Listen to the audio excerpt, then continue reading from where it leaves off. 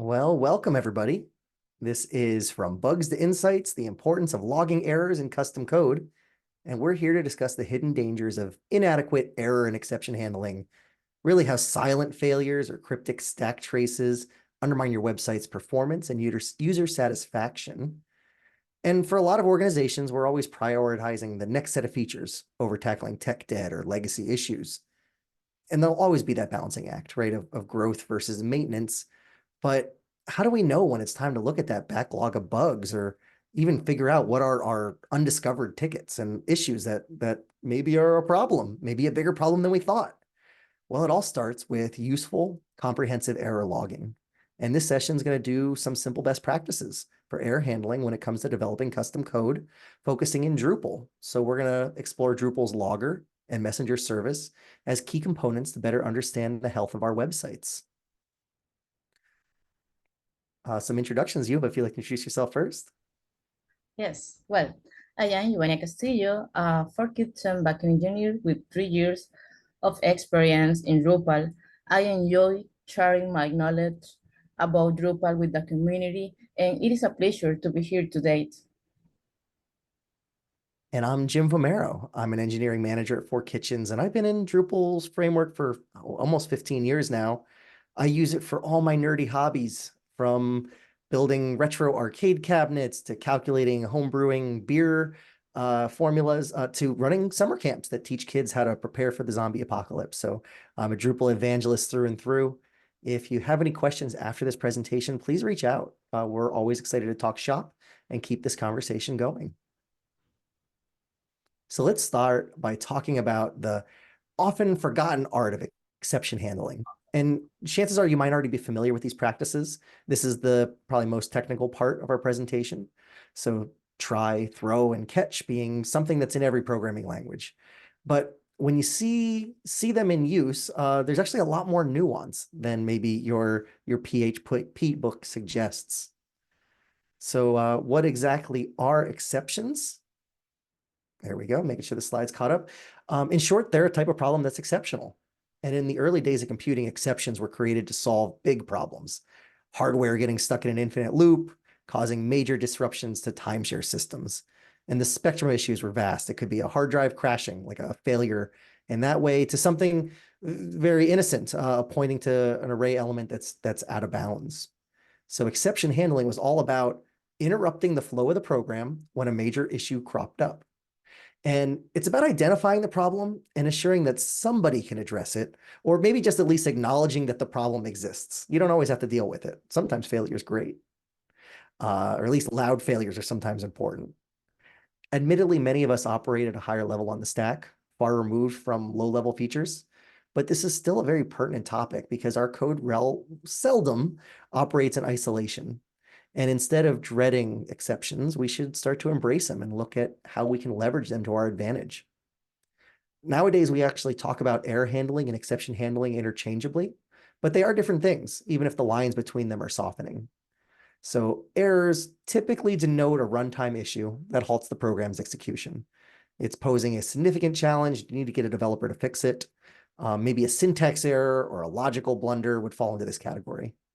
On the flip side, exceptions can be managed and sometimes even predicted. They stem from code that's grammatically correct, but something happened, an unexpected condition while the program's running. So an example of this might be trying to access a non-existent file. We're going to look at some of these examples, or encountering a connectivity issue with an API. These are all problems that we can try to recover from. I've already mentioned the pieces of this because we have a tried and true pattern for dealing with exceptions. First is to try with a try block. So your try block is where you place your code when you want to monitor for exceptions. You wrap your code around it or inside of it, and you're essentially saying, try to execute this code. If something goes wrong, we'll handle it. Which brings us to the throw. And I always think of throwing as a way for your code to say, hey, something happened and I don't know what to do with it. If I knew what to do with it, I would put in some logic, right? If, else, default values. But I don't know what to do with it. So I'm going to throw an exception, say, stop the regular flow of things. Here's a problem. Expect it or not, we need to now change what this program is going to do to react. And that reaction happens in the catch. So as An exception occurs, PHP will jump to the corresponding catch block and execute code inside it. And you can do any number of things. Whatever you think the next steps are, we'll take a look at a couple examples.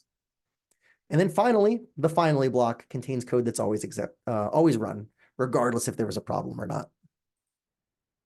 Let's see it in action. I have a method here called count items, and count items is, I assume, going to return an int.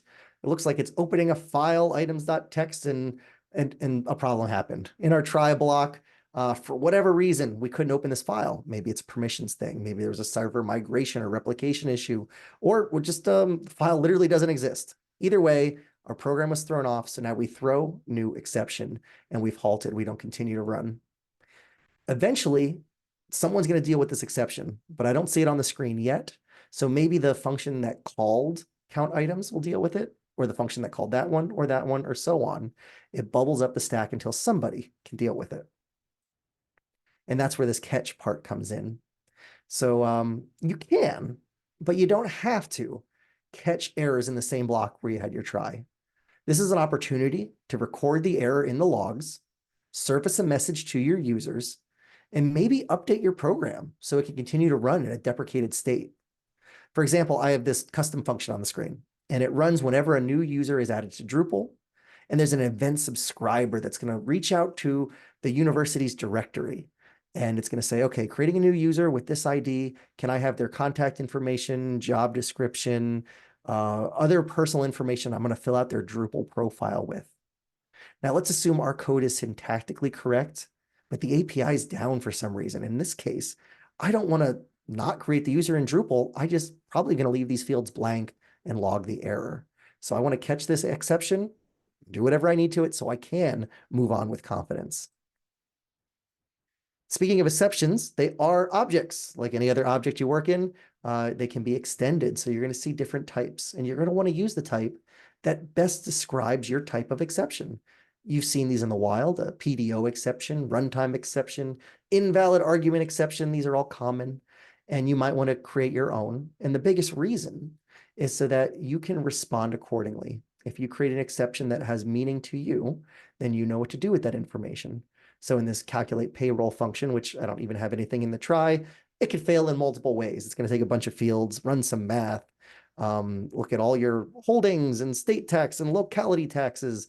And at some point, it might signal an error, division by 0. Okay, that's a bad input, and I have to do something with it. Or maybe I'm trying to reach out to a separate HR system and the database didn't connect. That's a PDO exception. I'm going to handle that in a very different way. I've also demonstrated here just sort of a generic catch-all exception, like something went wrong. It wasn't one of those first two. I still want to log it or maybe do something I can plan accordingly here. It is up to you how you want to use exceptions. There's a lot of options out there. And I should mention that while I'm showing PHP, I think nearly everything I'm saying is universal.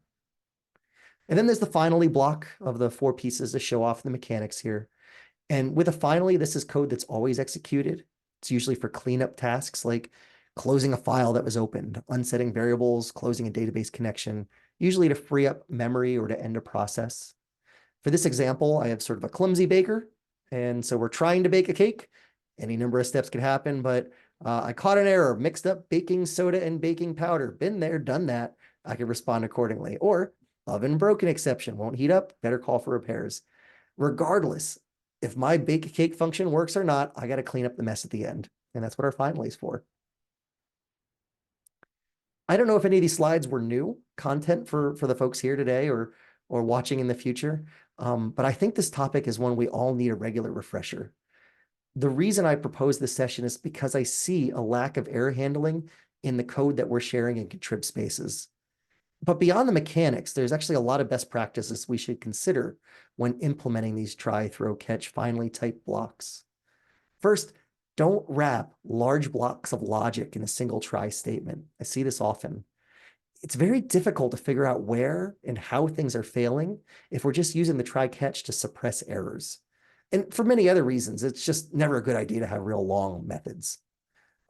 Second, do include meaningful actions when catching an exception. And this is what I'm guilty of, where occasionally I'll have a catch and I leave it empty and it's just swallowing the error and hiding it from the user. I guess it's great that the program didn't fail, but that limits our visibility into what might be silently breaking on our website, even in production services. Next, don't return false or null or some other fake value to signal an exception. This is a very common anti-pattern. Let's say I have a function just like that count one. A count should return an int. I mean, it can count a 0, it can count a 1, 2, 3, but it's probably not going to count a null. If your function is returning int or null, ask yourself, is that because there was an exception? And is there a better way to implement this with flow control? Or is it truly an exception, in which case you should throw an exception? Do use annotations as part of your comments and your functions and methods, because our IDEs and other programming tools are going to read that documentation. So as somebody's using your code, it's going to warn them, here are some of the throwables that may come your way, some of the exceptions you may encounter, and now you need to figure out what to do with it. Don't use exception handling for flow control. I kind of mentioned this above. Exceptions are meant for exceptional situations. You don't need exception handling as a substitute for checking if a variable's set or if something's the correct type. You have ifs and thens and elses, and you have all of your normal programming logic to check and move the script forward. Save the exceptions for things that are beyond the syntax. That's a gray area. You need to figure out for your own situation what's an exception or not. And then finally, do resist the urge to handle exceptions immediately. I think a lot of us fall into this trap because when you learn about this in a textbook, you learn try, throw, catch right away. Like it's always represented as one thing. But for us in Drupal namely, but really anywhere where you're open sourcing software and you might be building libraries for other people to use, it's okay to have failures. You do not need to see a conclusion to what's going to happen when, say, an individual function fails. Let me give an example. If I had a weather underground API and it's going to fetch the weather data for a location and something failed, my code's correct, but the API wasn't connected. I've used that as an example a couple times now. I'm going to throw an error. I'm going to throw an exception that the API is down, but I don't need to catch that because somebody else using my code can decide what to do with that information. Maybe they'll decide that if they see that exception, they hide the entire block. Let's not show weather data. The API is not available. Or maybe they're periodically storing that weather data in a temp table and they can just fall back on the last known value. So letting that bubble up to the stack is more empowering for people who are going to use your contributed code. I should also mention that if you have any questions or thoughts along the way, feel free to drop them in chat. I'm not really good at looking at the questions, but I love engaging like when it's in the moment. All right, next I'm going to pass it to Yuva to talk a little bit more about the logging piece. Thank you. Mechanics of the Drupal logger service. Okay, the white screen of death in Drupal displays a blank, unresponsive screen, often leaving user puzzled. Fortunately, Drupal's logger interface helps quickly identify and fix these issues before they escalate into major problems. Reasons, reasons to use the logger include debugging issues. Debugging issues. When something goes wrong in your website, logging can help you figure out what happened and why. You can write message to the log to help you trace the steps that lead to the problem and understand what went really wrong. Tracking events. If there are important events happening in your website's code that you want to monitor, you can use the logger service to write message about them. For example, you might log when a user logs in, when a new content item is created, or when an error occurs. Security monitoring. Proactive security monitoring is another key benefit of using the Drupal logger service. By logging access, attempts, change and configuration, and potential security breaches, you can detect and respond to threats in real time, thereby enhancing the security posture of your Drupal site. Next, audit trails. Logging can be used to create audit trails or records of important action taken on your website. This can be useful for tracking user activity, complying with regulation, or investigate security incidents. And finally, performance reporting. The logger service can be configured to monitor performance metrics, such as response times and resource usage, which are crucial for maintaining optimal performance of your Drupal site. Next, we have mechanics of logging, in this case, channels. Channels are categories in Drupal's logging system typically used to organize log message by module or feature. In this example, we create a channel, we access the service, and finally write a log entry to confirm that the chat service is enabled. Next, we have placeholders. Placeholders in log message allow you to safely insert dynamic data. They help prevent injection attacks by scraping data according to its context. In this case, we use the username and roles placeholders to safely embed usernames and roles in log message. And finally, we have message levels. Message levels indicate the severity of the log message, ranging from info, least severe, to emergency, most severe. This helps in prioritizing the logs during troubleshooting and analysis. Among the best practice we have, do introduce logging in custom code as standard practice. Don't store unnecessary or erroneous events in Drupal logs. Do employ a convention for using various log error levels. Don't log sensitive or personal information unless necessary. And finally, do create a practice of regularly reviewing logs to identify issues. And finally, I am going to share a screen to show a practical example in a project. One moment.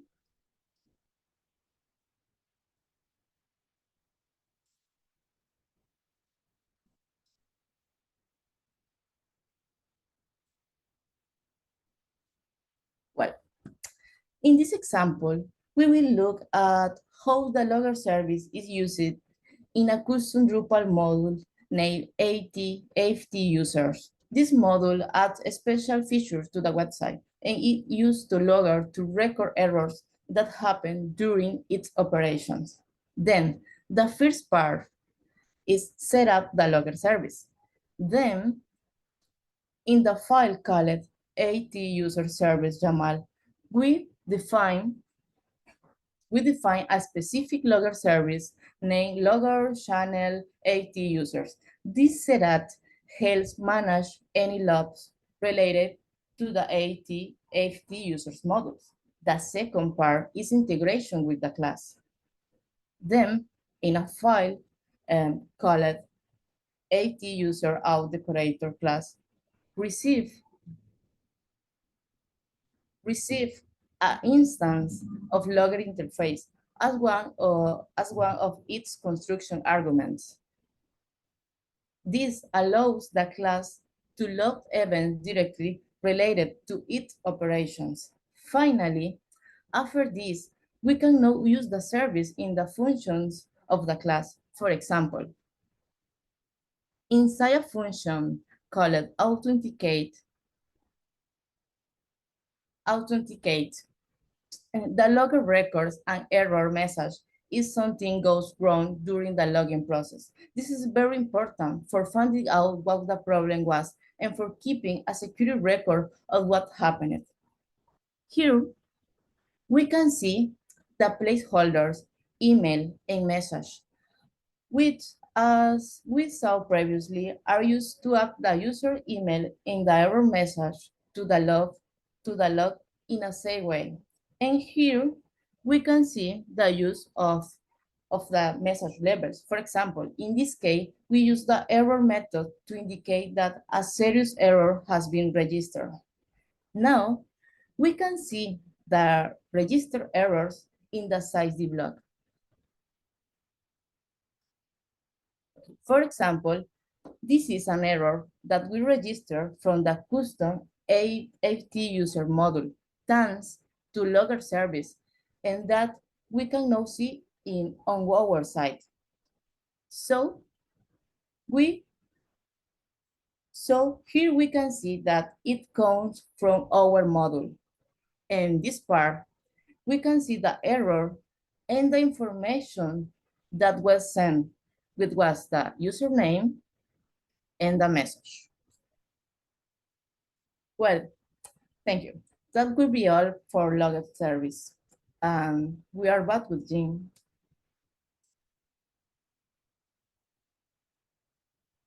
All right.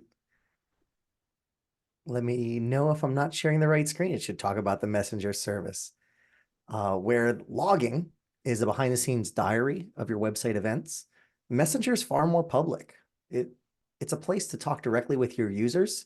So sending them a little note to inform them about some important event or some error. There's a lot of reasons to use the messenger service. The probably one in the forefront is user-friendly communication. The service lets you describe a problem in a way that's easy to understand, even for non-technical users. So this approach is often more informative. So the user knows what exactly is breaking, why things aren't working, and hopefully is leading to better support requests. That's maybe one of my biggest themes here. When someone calls and says it's broken, it's nice for them to be able to provide a better description. The messenger service is also equipped with a built-in support for accessibility and localization. And finally, error and alert messages seamlessly integrate with Drupal's theming layer, so you can blend your brand and style and other theme content into this place. So it's not just about debugging outputs, but it's a standard UI element to effectively convey important information to your users. How do we do it? It's a service just like any others. And if you are new to the service container in Drupal, there's plenty of talks on that. But service container is a pattern like any others. And being able to instantiate it, a lot of these are sort of, well, I guess the logger is a factory, and the service one is available globally. That way, multiple parts of your system can queue up messages. We're just going to go over the introduction. So you can instantiate the service, although it's usually more advisable to inject it with dependency injection when in object-oriented code. Either way, once you have the service available, you can add a message. Use the add message method. Easy enough. And there's 3 parameters. Message, that's going to be a string or other renderable markup, like a Drupal render array. The type, which I've described below, and repeat, which can be set to true or false if you want to suppress repeated messages on the same page. This is actually a lot to take in. I much prefer the shorter version. So you're going to see that add message method in a lot of examples online and even Drupal.org, but I prefer the add status, add warning, and add error methods. They correspond to the green, yellow, and red messages respectively. At least that's how they would look in a Drupal core theme, and they can be customized to align with your site's branding. These messages are crafted with meaningful semantic and ARIA markup to ensure accessibility. For example, they have ARIA attributes like the labeled by or the role of content info, and the alert role is added to any errors. The messages can also use Drupal's translation services. And finally, you can incorporate HTML in them, which is nice. It's a nice feature that you don't have to just say something went wrong. You can maybe give a link to your content team to say, here's the right way to use this tool if they need a little extra training in the moment and they're having a validation error. Or you can give a link directly to your service desk, maybe even pre-populating things like their user agent, so you can find out what site were they on. Were they using Internet Explorer version 6, whatever it may be. You can craft that right into your list link if you're putting a link for your help desk. There is actually so much more I can talk about as a message service, but to be honest, that is more a talk on user experience, and it's beyond this sort of engineering topic. So instead, let me just spotlight a few best practices that I think are relevant to those of us that are mostly thinking error and exception handling. First, make sure that this messenger service is part of your overall error and exception handling strategy. When problems occur, we might want to keep running our application in a deprecated state, but you have to tell the users that something different has occurred. Second, when communicating with users through messages, opt for clear and empathetic language. There's very literal errors that we might write to an error log that can appear confusing or even antagonistic to your website visitors. Also, make sure to use this space to provide that additional context about the problem. You might be able to give them a potential fix, or at least furnish them with enough information that when they do reach out for help, they have like a very meaningful, actionable bug ticket. Last, resist the urge to inundate your users with broadcasted messages. This service is great, but it's not designed to be a constant spotlight. It should only highlight important, in the moment, timely information. And overusing it can result in your visitors missing critical details because of all the noise. And our final topic, I want to talk about insights. How do we take all of these logged messages and turn them into something actionable? Some of this is underwhelming, like read your error logs, and others is very aspirational. Get a new tool. So let's look at tools and strategies and at least introduce this. The one that Yuva had shown was the DB log module. It's within Drupal core. It's a very popular module, and it has built-in mechanisms for storing messages and metadata right in the Drupal database. What I like about it is it's straightforward, showing that type field and filter is corresponding to the channel we defined, and severity showing the different levels, so you can maybe look for problems. But there are limitations in this kind of monitoring. First, keeping too many records in the database can hurt your site's performance and operations. As the database grows, it just becomes unrealistic too to query for errors, and you might miss some very valuable information. So as a result, we often have to set limits on how big our error logs can be, likely keeping just a maximum number of records. And this is a challenge because important exceptions may go unnoticed if they drop off the radar too quick, especially if you have something like an unset variable or other syntax error that's just filling up the logs. So you have to be very cautious on what you want to capture. And it's probably one of the reasons I try not to do anything that's analytics tracking in something like a DB log, because it just fills up the logs too quickly. One strategy for monitoring your database log is to build in time every week to review this as part of maybe your sprint rituals. Big and small problems can then be added to your backlog, and they're classified as tech debt in need of attention. Or if you find reoccurring issues, maybe you can use it as part of a problem management strategy. 3 websites have all had a problem submitting this form. Their reCAPTCHA service was down. Maybe something's happening, something bigger. So setting some time each week, maybe as part of your code review strategy, is just one way to give someone a blessing to start looking at these logs a little bit more. Now, instead of DB logs, some organizations use like a syslog module or other file system log where the messages are saved using the system log daemon. And this path can enhance the scalability and reliability of your logs, particularly if you're in very distributed or high traffic environments, complicated architectures that maybe have unique events and unique architectures all coexisting.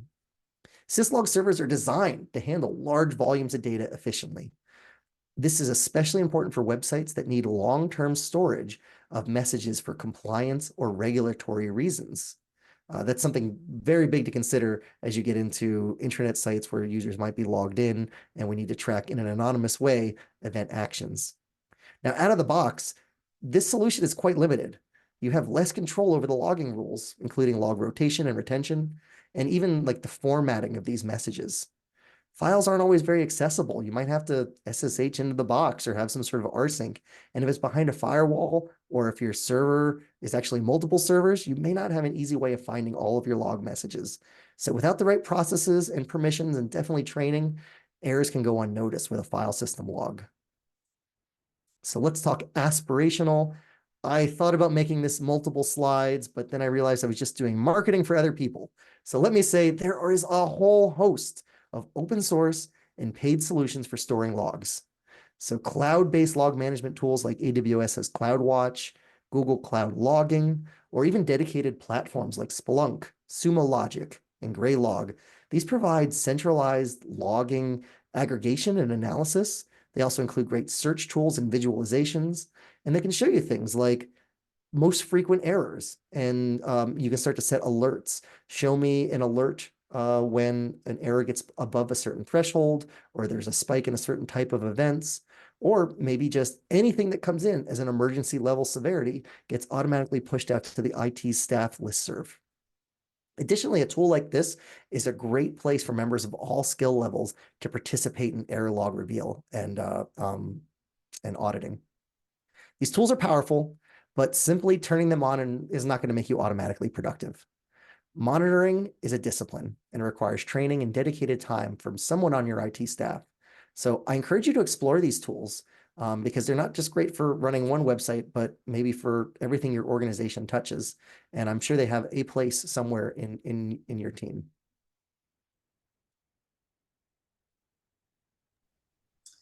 Finally, among the general conclusions of the presentation, we have error handling.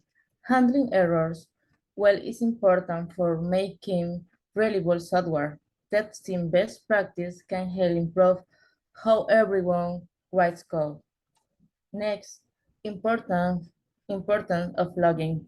Good logging helps keep track of what happens in application, making it easier to fix issues and keep the software safe. Next, user communication. Using messaging system like Drupal's messenger service can make apps easier to use and help users understand what's happening. And finally, future considerations. Using advanced tools for managing logs can prepare your application for the future, making them stronger and better at meeting rules and regulations. And that will be all. Thank you very much for your time. Do you have questions or comments?